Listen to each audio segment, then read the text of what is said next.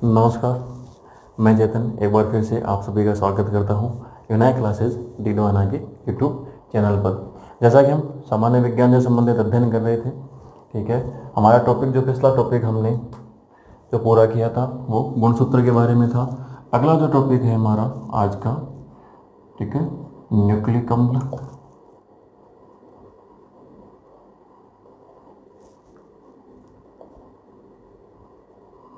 ठीक है, न्यूक्लिक अम्ल। देखो, न्यूक्लिक अम्ल एक साधारण सी परिभाषा है, पहले सुनेंगे आराम से। जो सॉरी, पिछले वीडियो में भी हमने बोली थी कि आनुवांशिक गुणों को एक पीढ़ी से दूसरी पीढ़ी में स्थानांतरित करने वाले आनुवांशिक पदार्थ जो हैं वो क्या कहलाते हैं? न्यूक्लिक अम्ल कहलाते हैं। ठीक है, तो न्यूक्लिक अम्ल के बारे में जो सर्वप्रथम जो है खोज, ठीक है ना, खोज की थी फ्रेडरिक मिसर ने। किसमें की? मवाद कोशिकाओं की। प्रश्न आया हुआ है, मवाद कोशिका की केंद्रक में। ठीक है, खोज की थी फ्रेडरिक मिसर ने।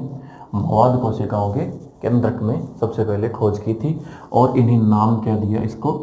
न्यूक्लिन नाम दिया।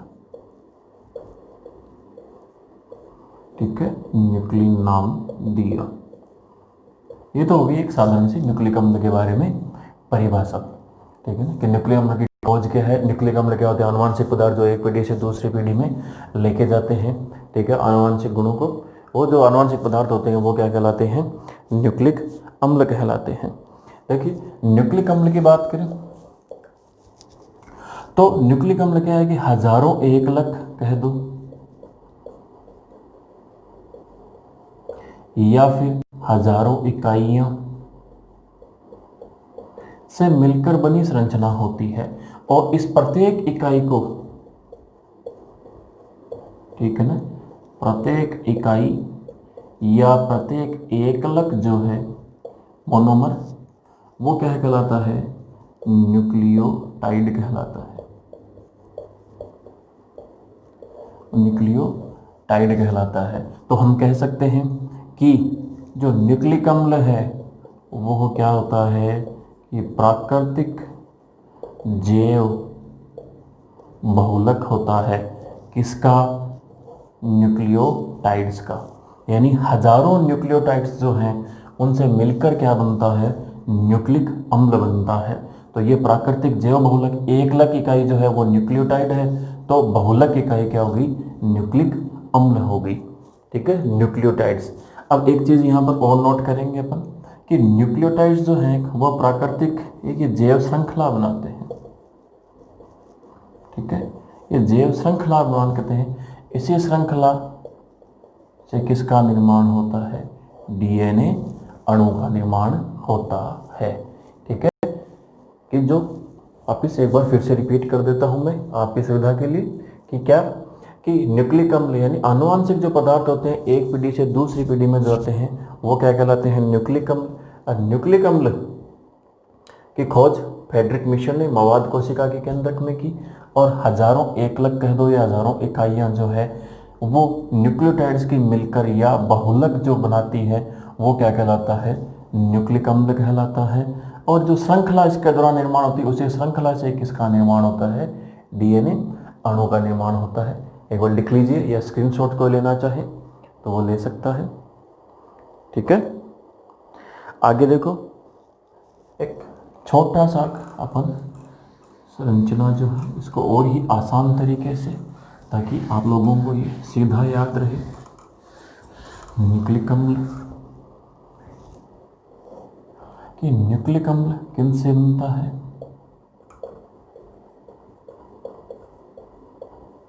न्यूक्लियोटाइड से। न्यूक्लियोटाइड किससे बनता है?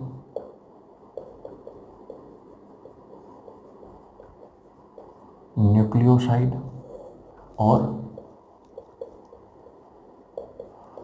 फॉस्फोरिक अम्ल से। फॉस्फोरिक अम्ल के बारे में ध्यान रखना, यह है न्यूक्लिक अम्ल को अम्लीय प्रकृति प्रदान करता है। ठीक है, फॉस्फोरिक अम्ल से। अब न्यूक्लियोसाइड के अंदर क्या होते हैं, एक तो होती है शर्करा और एक होते हैं नाइट्रोजनी क्षारक, ठीक है। और जो शर्करा होती है ये होती है 5 कार्बन यानी पेंटोज शर्करा। और कौन कौन सी होती है, एक तो होती है डीऑक्सी राइबो न्यूक्लिक अम्ल यानी डीएनए और राइबोज न्यूक्लिक अम्ल यानी राइबोज शर्करा, डीऑक्सी राइबोज शर्करा और राइबोज शर्करा डीएनए और आरएनए, ठीक है। और नाइट्रोजन क्षारक जो होते हैं वो भी 2 प्रकार के होते हैं, कौन से, प्यूरीन और पिरिमिडीन, ठीक है। प्यूरीन जो होते हैं वो भी 2 प्रकार के होते हैं, कौन कौन से, एडेनिन और ग्वानिन। पिरिमिडीन 3 प्रकार के होते हैं, कौन कौन से, कैपिटल टी से लिखेंगे थाइमीन, ठीक है, सी से लिखेंगे साइटोसिन, ठीक है, और यू से लिखेंगे यूरेसिल। ये 3 प्रकार के, एक बार नोट कर लीजिए आप लोग, बोर्ड पे सारा डायग्राम जो है आपको दिखाई दे रहा है कि न्यूक्लिक अम्ल की जो संरचना है न्यूक्लियोटाइड से मिलकर बने होते हैं। न्यूक्लियोटाइड यानी उल्टा याद करेंगे आप तो न्यूक्लियोसाइड प्लस फॉस्फोरिक अम्ल मिलकर क्या बनाते हैं, न्यूक्लियोटाइड बनाते हैं। और न्यूक्लियोसाइड के निर्माण के शर्करा और नाइट्रोजनिक क्षारक मिलकर क्या बनाते हैं, न्यूक्लियोसाइड बनाते हैं, ठीक है। फॉस्फोरिक अम्ल को बताने की जरूरत नहीं। अब नाइट्रोजनिक क्षारक 2 प्रकार के होते हैं, पिरिमिडीन पिरिमिडीन, एडेनिन ग्वानिन, ये प्यूरिन के प्रकार हैं, थाइमीन साइटोसिन और यूरेसिल ये किसके प्रकार हैं, पिरिमिडीन क्षारक के। स्क्रीनशॉट या नोट जो भी आप कर रहे हैं वो आप कर लीजिए। पेंटोज शर्करा होती है यानी 5 कार्बन युक्त श्रृंखला जो होती है शर्करा की वो है पेंटोज शर्करा कहलाती है, ठीक है। अब हम बात करते हैं आगे, जो अगला टॉपिक जो हम लेते हैं वो है कि जो शर्करा होती है इसकी, ठीक है ना, कौन कौन सी 2 शर्करा, डीएनए और आरएनए। अब बात करते हैं सबसे पहले अपन डीएनए की, ठीक है। नाम, पूरा नाम, ठीक है ना, डीऑक्सी राइबोज शर्करा या डीऑक्सी राइबो न्यूक्लिक अम्ल, ठीक है। या डीऑक्सी राइबो शर्करा भी हो गई है यहाँ तक की, और डीऑक्सी राइबो न्यूक्लिक अम्ल हो गया है डीएनए, ठीक है। डीएनए के बारे में बात अपन करते हैं तो सबसे पहले जेडी वाटसन और एफएचसी क्रिक, आपको जो किताबों में पढ़ना है कि वाटसन और क्रिक मॉडल, पूरे नाम है इनके जेडी और एफएचसी क्रिक। इन्होंने सबसे पहले क्या किया कि 1953 में इसका द्विकुंडलित मॉडल प्रस्तुत किया डीएनए की संरचना का, यानी डबल हेलिकल या डबल हेलिक्स संरचना, ठीक है। डीएनए की 1953 में जो एक मॉडल प्रस्तुत किया गया, संरचना प्रस्तुत की गई, ठीक है, वो ऐसी, ठीक है, यानी द्विकुंडलित संरचना बोर्ड पे आप देख सकते हैं, ठीक है। ये वाटसन और क्रिक के द्वारा सबसे पहले दी गई। अब डीएनए की जो आपको एक संरचना लाइन डायग्राम जो बोर्ड पे दिखाई दे रहा है, उसी से हम इसके जो प्रश्न जो हैं क्या क्या बनते हैं वो हम यहाँ पर बनाते हुए चलेंगे और क्लियर करते हुए चलेंगे, ठीक है ना। यहाँ पर एक जो प्रश्न सबसे पहले बनता है, देखो ऐसे इसमें सेंटर और में पूछा हुआ है कि वाटसन और क्रिक को नोबेल मिला, ठीक है, 1962 में,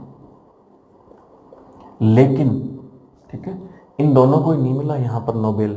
ठीक है, 3 व्यक्तियों को सम्मिलित रूप से दिया गया था डीएनए की संरचना और रासायनिक विश्लेषण के लिए। जो तीसरे व्यक्ति थे उन्होंने किया था एक्सरे विश्लेषण डीएनए का। अब एक्सरे विश्लेषण किसने किया? विल्किंस ने। ठीक है, विल्किंस ने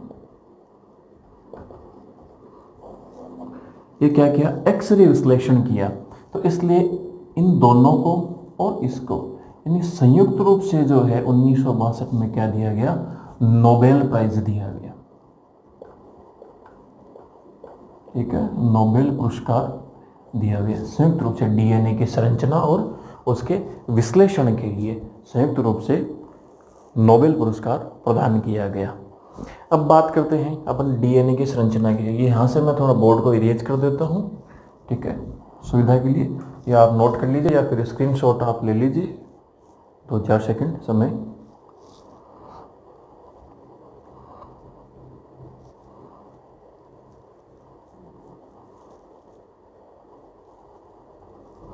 ठीक है, कर लिया होगा। ये लीजिए, ये यहाँ से अपन इरेज कर देते हैं और अपन डीएनए के बारे में चर्चा करते हैं और भी अच्छे तरीके से। ये है द्विकुंडलित मॉडल। एक संरचना जो है वो आपके स्क्रीन पर आपको दिखाई दे रही है, ठीक है, बोर्ड पर। इसका जो व्यास होता है वो कितना होता है? 20 एंगस्ट्रम का। ठीक है, इससे पहले एक बात करते हैं कि जो डीएनए श्रृंखला होती है वो है पॉलीन्यूक्लियोटाइड। ठीक है, श्रृंखला होती है पॉलीन्यूक्लियोटाइड चेन। ठीक है, जिसके अंदर साधारण जो है एक जो होते हैं उसके अंदर एक बेस में 10 जोड़े, ठीक है, स्थित होते हैं और प्रत्येक जोड़ा जो है वह किससे बंधा हुआ रहता है? हाइड्रोजन बंध से बंधा हुआ रहता है, हाइड्रोजन बंध से। ठीक है ना, एक दूसरे से दोनों जो चेन है वह हाइड्रोजन बंध से जुड़ी हुई रहती है। अब यहाँ पर जो अभी अपन ने प्यूरिन और पिरिमिडिन, ठीक है, 2 नाइट्रोजनिक क्षारक पढ़े थे, तो इसके अंदर एडिनिन जो है वह डबल बॉन्ड द्वारा किससे जुड़ा हुआ रहेगा? थाइमिन से। और साइटोसिन ट्रिपल बॉन्ड द्वारा किससे जुड़ा हुआ रहेगा? ग्वानिन से। द्विबंध द्वारा और ये त्रिबंध द्वारा। पहला प्रश्न है भाई, ठीक है, ये तो एक पूछा हुआ प्रश्न है लेकिन बहुत कम बार है। ये प्रश्न पूछा हुआ है पिछले एग्जाम्स में कि जो नाइट्रोजनिक क्षारक है, ठीक है ना, ये भी आपको ध्यान में रखना है। प्यूरिन कौन सा है, पिरिमिडिन कौन सा है, ये भी आप ध्यान रखोगे। ये आपस में जुड़े हुए रहते हैं, एडिनिन और ग्वानिन।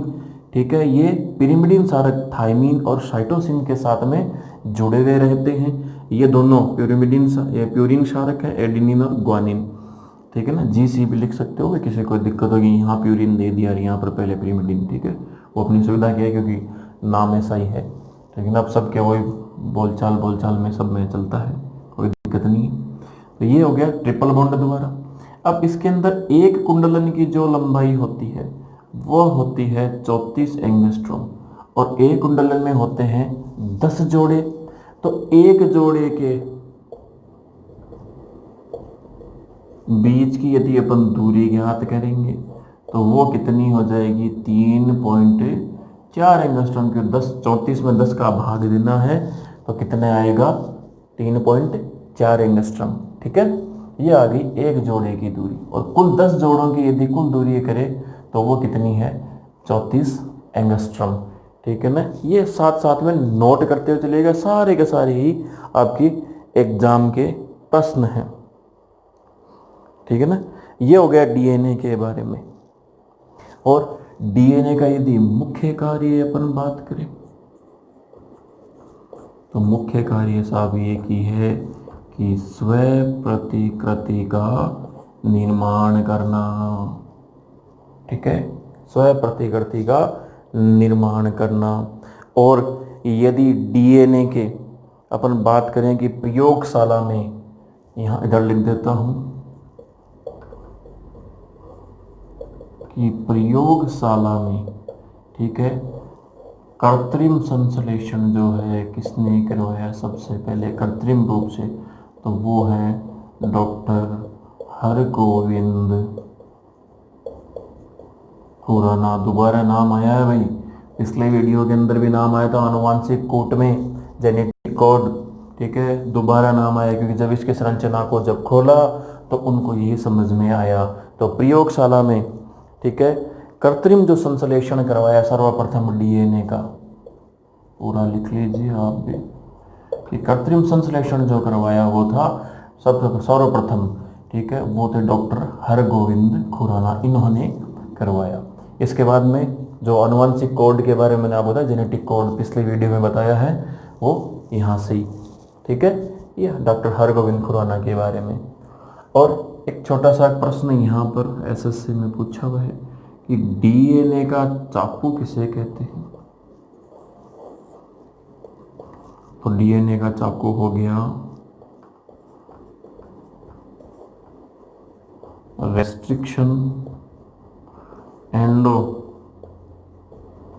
न्यूक्लियस एंजाइम, नोट कर लीजिएगा भाई, रेस्ट्रिक्शन एंडो न्यूक्लियस एंजाइम, इसे डीएनए का चाकू कहते हैं। यानी दो डीएनए खंडों को काटने का जो कार्य करता है, चाकू का मतलब काटना, तो जो काटने का कार्य करता है वो है कहलाता है रेस्ट्रिक्शन एंडो न्यूक्लियस एंजाइम। और डीएनए खंडों को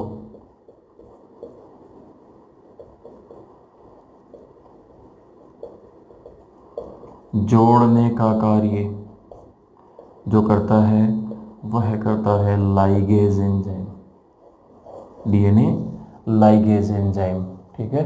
देखिए कम नहीं है, कल को ये कोई किसी को वीडियो में लगे कम नहीं है, बहुत ही महत्वपूर्ण सूचनाएं जो आपके सामने है एग्जाम पॉइंट ऑफ व्यू से, वो सारी आ रही है एक छोटी संरचना में। छोटी छोटी इन जो बातें आपको दिख रही है ना, ये सारे आपके प्रश्न बनते हैं केवल वही, और ज़्यादा मैटर जो है वो नहीं दिया जा रहा है, ठीक है ना, क्योंकि आप भी बोर नहीं हो और आपकी रुचि जो है वह बनी रहे, इसलिए केवल इंटरेस्टिंग और एकदम सरल शब्दों के अंदर, ठीक है ना, डीएनए के बारे में आप ये बोर्ड पर जो भी है लिख सकते हैं, या स्क्रीनशॉट कोई ले रहे हैं भाई, कोई दोस्त स्क्रीनशॉट लेना चाहें तो स्क्रीनशॉट ले सकते हैं, कोई दिक्कत नहीं है।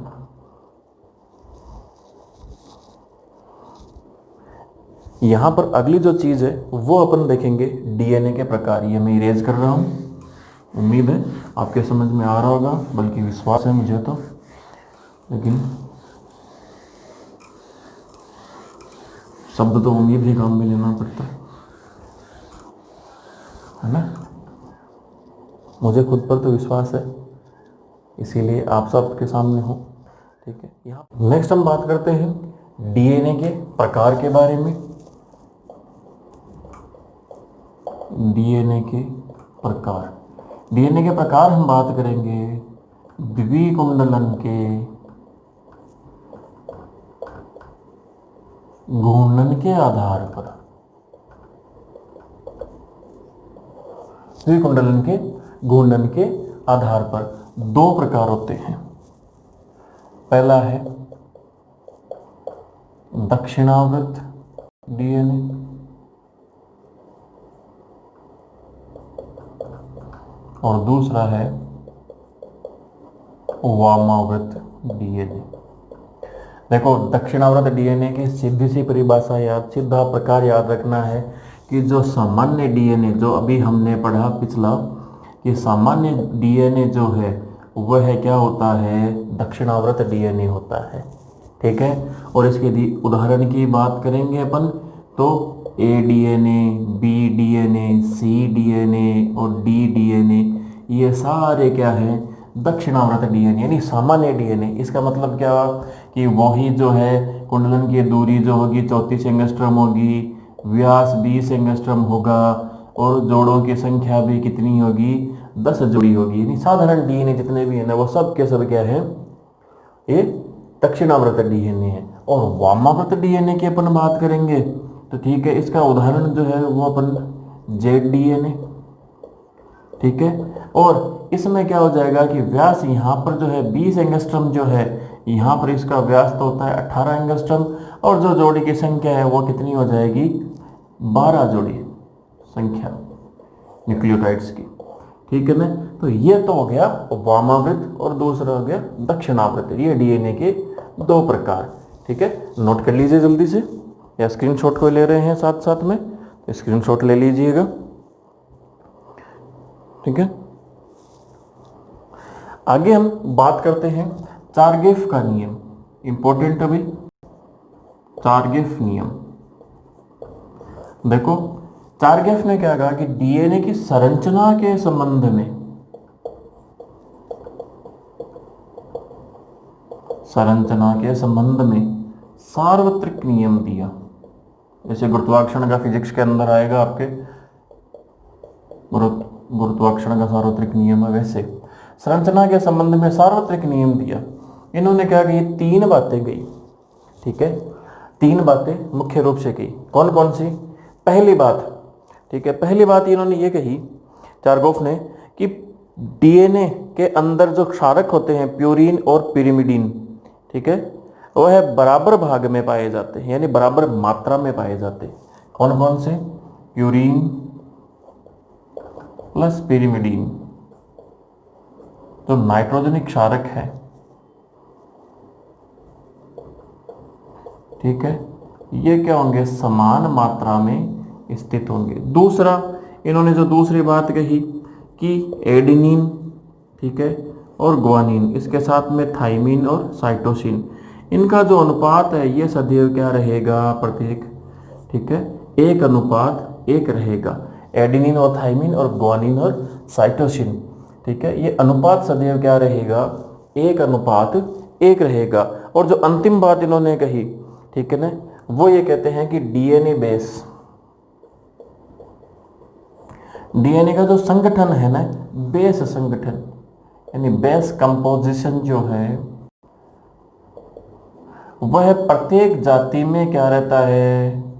ये सबसे पहली लाइन है भाई, जो वीडियो शुरू किया था ना, पहला वीडियो, इसका पहला भाग, उसके सबसे पहली लाइन है कि प्रत्येक जाति में, मैंने गुणसूत्रों की संख्या के बारे में बताया था कि प्रत्येक जाति में समान होती है। यदि रिपीट कर रहा हूँ वहाँ पर वापस यही बात। तो एक चीज़ आप नोट कर रहे होंगे कि यहाँ पर आप अधिक पढ़ने से ज़्यादा है अच्छा, ठीक है ना, अधिक मत पढ़ो, अच्छा आपके जो काम का है ना वो। ये जो बातें घूम फिर के वापस आ रही है आपके सामने, ये जो वीडियो गुणसूत्र शुरू किया तब ये लाइन मैंने बोली थी, यहाँ पर आ गई। आनुवंशिक कोड की जो बात कही थी अभी डीएनए में, फिर से मैंने आपको बता दिया डॉक्टर हरगोविंद खुराना के बारे में, और वहाँ पर आनुवंशिक कोड के बारे में जीन की जब बात आई तो वहाँ पर फिर से उनका नाम आया था पहले वीडियो में, फिर है। तो ये जो चल रही है ना ये बातें, यानी आपको क्या एक लिंक जुड़े हुए, इसीलिए जो हम पढ़ रहे हैं ना वो हम पढ़ रहे हैं बेसिक से, ठीक है ना, हम बेस से कम से अधिक की ओर, ठीक है ना, कि आपको पहले थोड़ा थोड़ा सांद्रता वैसे होती है उच्च से निम्न की ओर, ठीक है ना, हम चल रहे हैं उल्टा, ठीक है ना, सांद्रता बढ़ाते जा रहे हैं हम अपनी, ताकि बेसिक क्लियर होगा तो आपके किसी प्रकार की समस्या नहीं आएगी। बोर्ड पर आप लिख लीजिएगा, चारगेफ का नियम इंपॉर्टेंट है भाई, ये आपके समझ में आना चाहिए, ध्यान रखना, कई स्टेट गवर्नमेंट्स और सेंट्रल गवर्नमेंट से पूछा हुआ है चारगेफ का नियम। तीन बातें जो, तीनों बातें बोर्ड पे लिखी हुई, प्यूरिन और पिरिमिडीन क्षारक समान मात्रा में होंगे, अनुपात सदैव 1:1 होगा, और डीएनए का बेस कंपोजिशन यानी जो साधारण जो संगठन है वो प्रत्येक जाति में क्या होता है? समान होता है। तीनों बातें आपके सामने, आप ले सकते हैं स्क्रीनशॉट, ठीक है, या नोट कर रहे हैं तो जल्दी कीजिए थोड़ा, ठीक है ना। इसके बाद हम बात करते हैं आगे हमारी दूसरी जो शर्करा डीएनए में इसमें गुणसूत्रों में न्यूक्लिक अम्ल में जो पाई जाती है, कौन सी है? आरएनए, ठीक है, यानी राइबोज शर्करा, ठीक है ना, आरएनए, राइबो न्यूक्लिक अम्ल, राइबोज शर्करा, ठीक है ना। राइबोज शर्करा के बारे में अपन बात करते हैं तो कि संरचना या रचना जो है, ठीक है, डीएनए जैसी ही होती है, रचना डीएनए जैसी होती है, ठीक है। विषाणुओं के अंदर कुछ पदार्थ में यह आनुवांशिक पदार्थ के तौर पर होता है, जैसे ठीक है। उदाहरण की यदि बात करें तो TMV की बात कर सकते हैं, यानी तंबाकू मोज़ेक वायरस की बात कर सकते हैं अपन, जिसमें क्या होता है आनुवांशिक पदार्थ के तौर पर, या अपवाद भी कह दो, ठीक है ना। अपवाद भी आप इसको कह सकते हो TMV का, ठीक है ना। आनुवांशिक पदार्थ इसके अंदर RNA होता है, ठीक है। अब इसके बात करते हैं, और एक और हाँ इसके अंदर मुख्य बात, DNA जैसी संरचना है, लेकिन यहाँ पर ध्यान रखना भाई, ये है एक कुंडलित होती है, ठीक है ना। ये एक कुंडलित होती है, DNA डबल कुंडलित होता है, ठीक है ना। अब यहाँ पर अपन RNA के बारे में बात करेंगे, टाइप्स ऑफ RNA, ठीक है। RNA के प्रकार 3 प्रकार होते हैं, ठीक है ना, 3 प्रकार होते हैं। सबसे पहला जो बात करते हैं अपन, राइबोसोमल RNA, मैं यहाँ पर लिख रहा हूँ, ठीक है ना, राइबोसोम RNA, rRNA, ठीक है। दूसरा है tRNA या mRNA ले लीजिए, ठीक है, स्थानांतरण, मैसेंजर, ठीक है, स्थानांतरण, मैसेंजर RNA।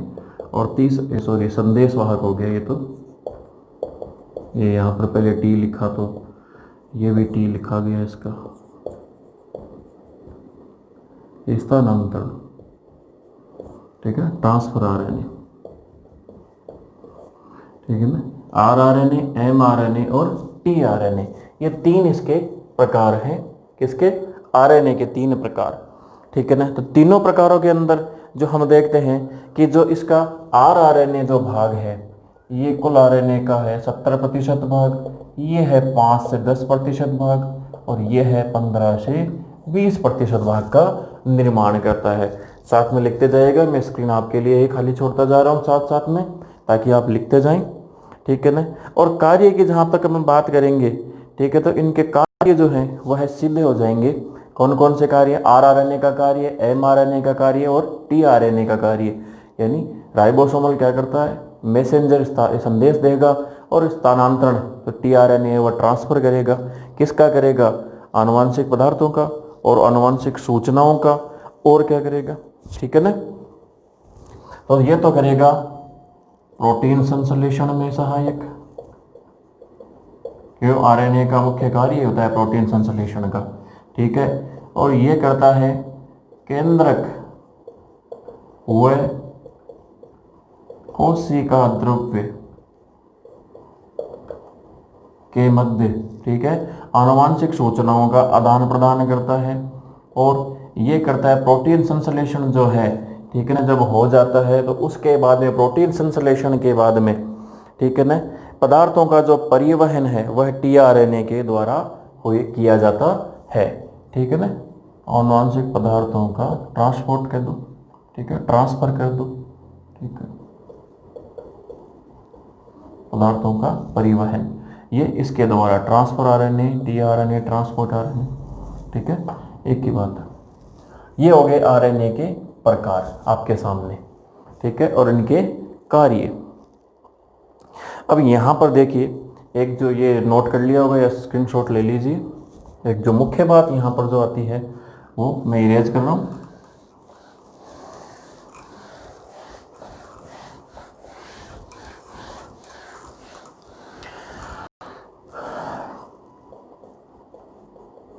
RNA के संदर्भ में एक केंद्रीय प्रोटीन संश्लेषण के लिए एक दिया गया है, मैं यहाँ पर लिख देता हूँ, प्रोटीन संश्लेषण के संदर्भ में जो है केंद्रीय सिद्धांत दिया गया, ठीक है, जिसे सेंट्रल डोग्मा सिद्धांत भी कहते हैं। इंपॉर्टेंट है भी, सेंट्रल डोग्मा सिद्धांत, ठीक है ना, केंद्रीय सिद्धांत एक दिया गया है RNA, ठीक है ना, कि प्रोटीन संश्लेषण का केंद्रीय सिद्धांत कहलाता है, ये RNA द्वारा जो प्रोटीन संश्लेषण होता है उसका केंद्रीय सिद्धांत कहलाता है, या सेंट्रल डोग्मा सिद्धांत कहलाता है। इसके अनुसार क्या है कि DNA से जब आरएनए का निर्माण होता है, ठीक है, डीएनए से जब आरएनए का निर्माण होता है तो आरएनए एक कूट की भांति यानी कोड की भांति कार्य करता है। और कूट की परिभाषा आपको मैं बताकर आया हूँ, आनुवांशिक कूट बताकर आया हूँ कि कूट की भांति या कोड की भांति कार्य करता है। ठीक है, डीएनए से कब क्या बने, आरएनए जब बनता है तो ये जो आरएनए है यह कोड या कूट की भांति कार्य करता है। यह केंद्रीय सिद्धांत है किसका, प्रोटीन संश्लेषण का, सेंट्रल डोग्मा सिद्धांत कहलाता है। ठीक है ना। अब देखो जैसे कि डीएनए से डीएनए का बनना, ठीक है, डीएनए से आरएनए का बनना, ठीक है, ये तो बनेंगे भाई, ठीक है ना। डीएनए से डीएनए का बनना, डीएनए से आरएनए का बनना, या फिर एक और आती है प्रोसेस, ये सारे प्रश्न हैं, आरएनए से डीएनए का बनना।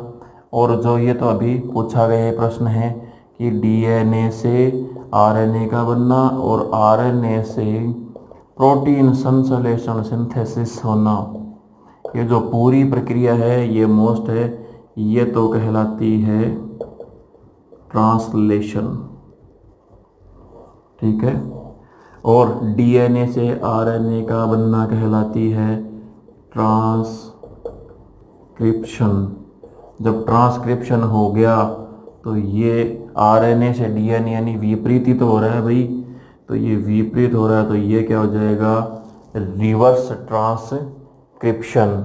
और डीएनए से आरएनए का बनना क्या हो जाएगा, डुप्लीकेशन। ठीक है, डुप्लीकेशन बोल सकते हैं। तो ये आप नोट कीजिए जल्दी जल्दी, नोट कीजिए आप लोग। डीएनए से डीएनए का बनना, डीएनए से आरएनए का बनना, आरएनए से डीएनए का बनना, और डीएनए से आरएनए और आरएनए के द्वारा प्रोटीन संश्लेषण होना, यह पूरी क्रिया तो कहलाती है ट्रांसलेशन। ठीक है, और डुप्लीकेशन का ध्यान रखना, या फिर इसका एक नाम और है भाई, इसका एक नाम और है रेप्लिकेशन।